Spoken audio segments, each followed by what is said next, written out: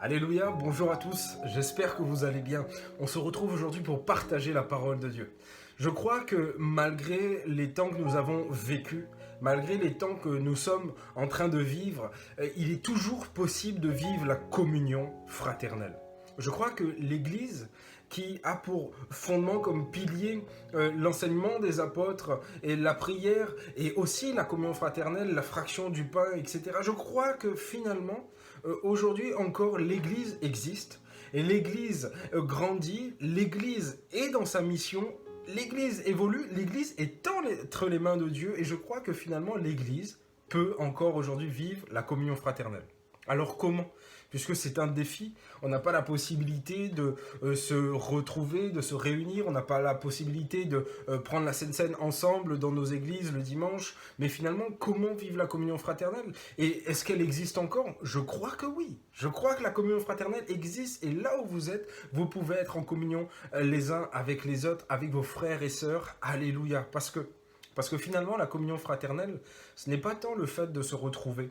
Ce n'est pas tant le fait d'être proches les uns des autres. La communion fraternelle, en fait, n'est pas une œuvre humaine et charnelle.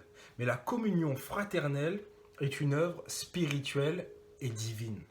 Peut-être que ces temps, si nous réalisons que nous pouvons y vivre la communion fraternelle, vont peut-être nous aider à peut-être réévaluer notre façon de voir les choses.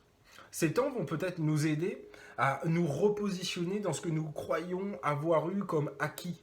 Nous pensions que la communion fraternelle, c'était simplement de se retrouver le dimanche matin, alors que la parole de Dieu nous dit que c'est bien plus que cela.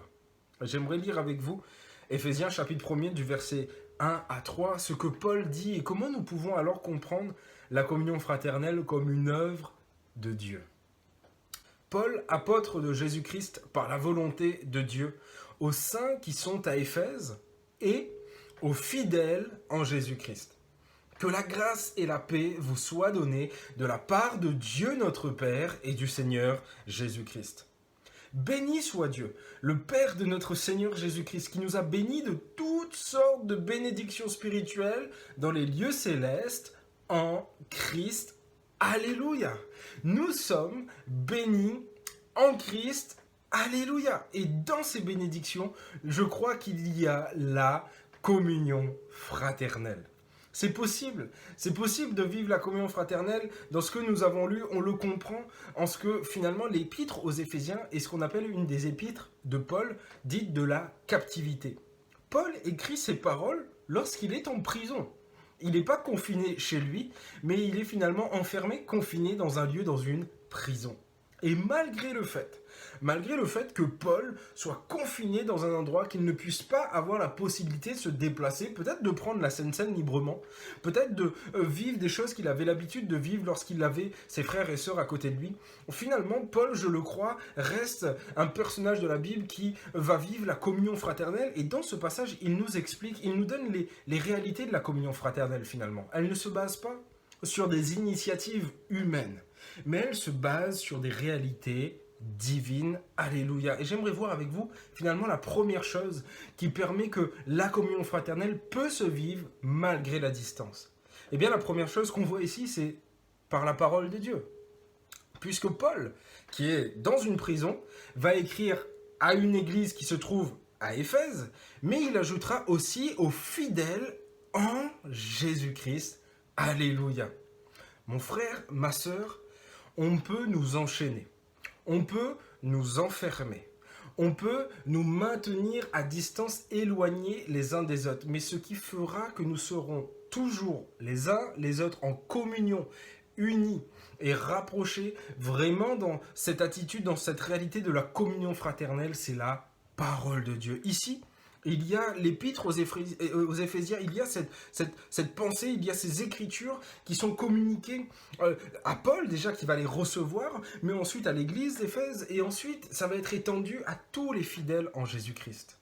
Finalement, il y a tellement de frontières qui nous limitent. Et j'ai envie de dire que même lorsque nos lieux de culte étaient ouverts, il y avait tellement de frontières et de distances qui nous éloignaient les uns des autres. Nos cultures, nos âges, nos appartenances, nos conditions sociales, nos éducations, finalement, nos racines, l'endroit d'où nous venions. Il y avait tellement de choses qui nous éloignaient. Mais la Bible dit que en Jésus-Christ, les murs qui nous éloignaient les uns des autres ont été renversés. Et ailleurs, la Bible dit aussi que on peut enchaîner les serviteurs de Dieu, on peut être enchaîné, on peut être finalement lié, mais on ne pourra jamais enchaîner la parole de Dieu. Et d'âge en âge, et dans les temps que nous sommes en train de vivre, dans notre génération, il y a quelque chose qui continue de nous unir les uns aux autres et de nous garder dans la communion fraternelle, c'est la parole de Dieu. C'est la parole de Dieu. Et vous voyez que finalement, la parole de Dieu, ce n'est pas une initiative de l'homme, même si nous pouvons prendre l'initiative de la partager. La parole de Dieu, c'est une initiative de Dieu. Alléluia. Alors la première chose qui permet que la communion fraternelle existe toujours malgré des temps de confinement, d'éloignement, comme Paul a pu le vivre, c'est la parole de Dieu. La deuxième chose, c'est ce qu'on a lu au verset 2, c'est que la grâce et la paix vous soient données de la part de Dieu notre Père et du Seigneur Jésus-Christ. La deuxième chose qui nous permet de vivre la communion fraternelle, c'est finalement notre réconciliation avec Dieu. Autrement dit, l'œuvre de Christ à la croix. Finalement, la communion fraternelle, ce n'est pas tant, premièrement, que nous nous aimons les uns les autres, mais c'est pour, finalement, c'est une réalité qui a pour fondement que Christ nous a aimés et nous a réconciliés avec Dieu, notre Père. Au travers de la relation que nous avons avec Dieu, nous pouvons être éloignés les uns des autres, mais finalement, nous avons tous ensemble un lieu commun où nous pouvons aller, c'est la présence de Dieu. Alléluia. Et là où vous êtes finalement, vous êtes peut-être chez vous, moi, chez moi, on a peut-être cette distance, on a peut-être cette impossibilité de se voir et de se réunir, mais nous avons un accès, un lieu en commun où nous pouvons aller malgré les temps de confinement. C'est la présence de Dieu.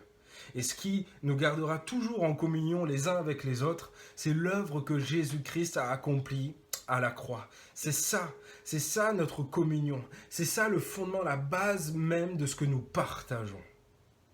Et Paul, finalement, ici, rappellera aux Éphésiens, dans l'épître qu'il est en train d'écrire, que nous avons des bienfaits, que nous pouvons vivre, ressentir en Dieu, dans cette position, dans finalement cette relation que nous avons, ce privilège que nous avons dans la communion fraternelle, c'est d'avoir la grâce et la paix.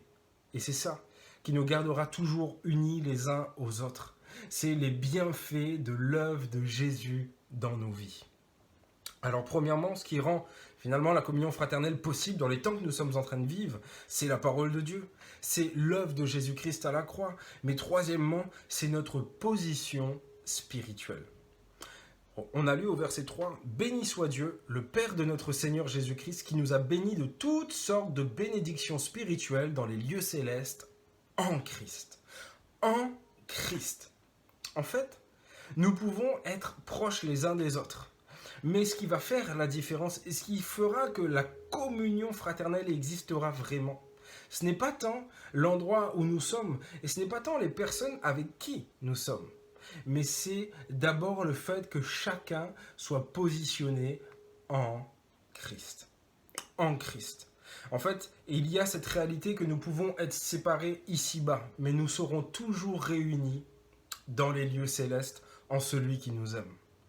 Voilà l'encouragement que je voulais vous laisser durant cette période qui, c'est vrai, va vers son terme, mais qui a peut-être laissé des blessures, des séquelles, des incompréhensions chez beaucoup. Nous nous posons la question, mais finalement, est-ce que ces périodes nous ont peut-être pas fait du mal dans la communion fraternelle, dans des choses que nous avions l'habitude de vivre? J'ai envie de dire que peut-être que les circonstances et le temps peuvent changer, mais la parole de Dieu, l'œuvre de Jésus à la croix et la position que Christ a et que nous pouvons avoir en lui sont trois piliers dans lesquels repose la communion fraternelle et qui ne changeront jamais. Aujourd'hui, alors, je vous laisse avec cette pensée et je vous laisse aussi peut-être considérer quelle place aujourd'hui a ces trois éléments dans votre vie, quelle place a la parole de Dieu, quelle place a l'œuvre de Jésus-Christ et quelle place a finalement Christ dans vos vies. Et si vous avez la réponse à ces trois éléments, et si vous trouvez de la place pour ces éléments, alors je suis convaincu que vous pouvez encore, avec moi et avec beaucoup d'autres, vivre la communion fraternelle. Soyez bénis et à très bientôt, je l'espère.